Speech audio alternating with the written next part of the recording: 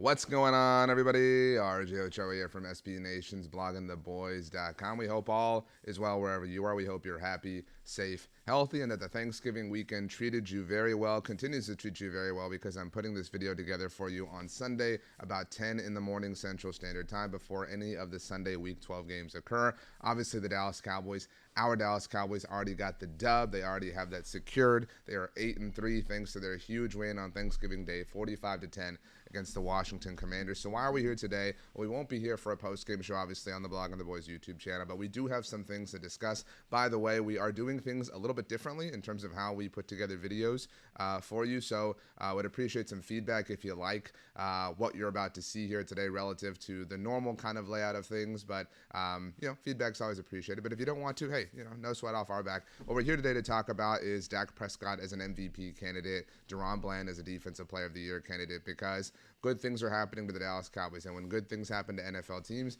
they generally receive awards to celebrate those good things happening for them. Now, I wrote an article less than a week and a half ago at blogontheboys.com about how Dak Prescott's MVP odds were surprisingly low. Now, I understand there are a lot of you who aren't fond of Dak Prescott, who don't think he's as good as myself and other people say. By the way, congratulations to Dak Prescott and his family.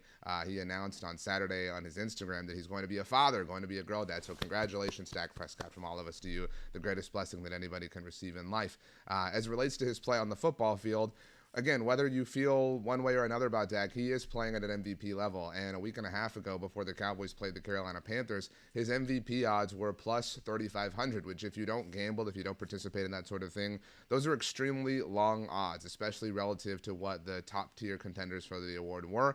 Those odds shot up significantly after the Cowboys beat the Panthers, and then, of course, after the Thanksgiving Day performance. Now, these odds are courtesy of our friends at DraftKings Sportsbook. They are, as of Sunday morning, Sunday, November 26th, so it's possible you're watching this on Monday or Tuesday, and they are slightly different. But as you can see, the best odds, if you want to look at it that way, are for Philadelphia Eagles quarterback Jalen Hurts at plus 250. Those are the lowest odds. That means he is the most likely person to win the award, according to Vegas. Lamar Jackson coming in at second at plus 350. Patrick Mahomes at plus 400.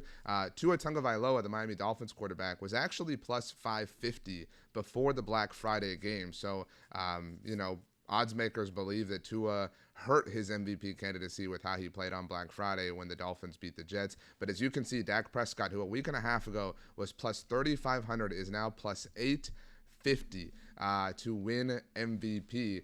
And those are some pretty seriously, I don't want to use the word generous, but those are some notable odds, especially the significant jump in odds. And obviously a lot of these odds are based on the money that's coming in, but it is reflective of the way that Dak Prescott has been playing. Consider that Dak Prescott was on absolute fire on Thursday, Thanksgiving Day, against the Washington Commanders. NFL Next Gen Stats tweeted this out. As you can see, Dak Prescott completed 7 of 12 passes for 189 yards and 3 touchdowns, targeting vertical routes tonight. That was Thursday against the Commanders. Prescott has now thrown 16 touchdowns targeting vertical routes this season.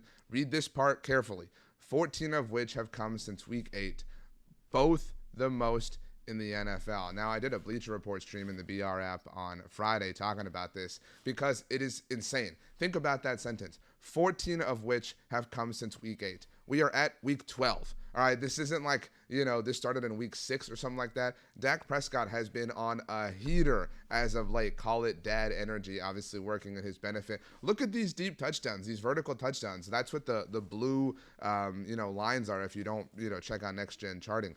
These are significant bombs. You can see the Cavante Turpin one, obviously, deep down the way. Dak Prescott was on fire. I don't care who it was against. I don't care that you think that these aren't great teams. I don't care that you think they aren't opponents who are blah, blah, blah, blah, blah.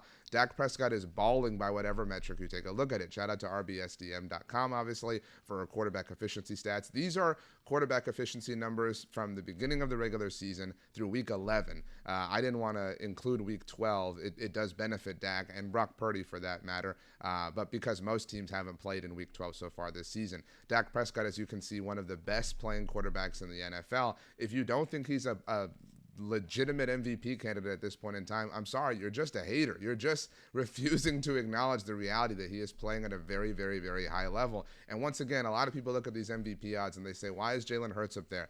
I don't want to turn this into bagging on Jalen Hurts. I think he's a great player, but a lot of times MVP is a lot about narrative, and the narrative is that the Eagles are the best team in the NFL. We're obviously hoping to see them lose a couple of games starting here soon, but if that happens, I don't think Patrick Mahomes is going to win it 2 years in a row. It's a very, very difficult thing to do, so I think that it's smart to stay away from that.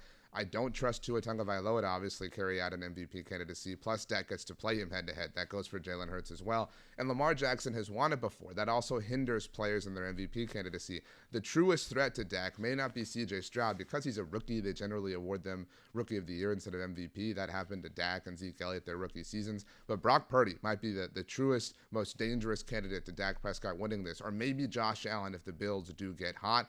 Quickly, if we look at the Defensive Player of the Year odds, I don't feel as passionately about this because I understand the argument a little bit more here. This award generally goes towards, pass rushers, and that's stupid. But if you're going to break the trend, and you should, it should be for DaRon Bland. As you can see, Myles Garrett leads the way at plus 110.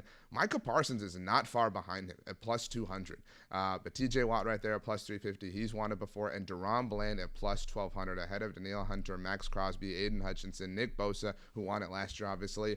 I think DaRon Bland, if he didn't have another pick six, obviously, across the rest of this season, I don't know that he wins the award. He might need a couple more.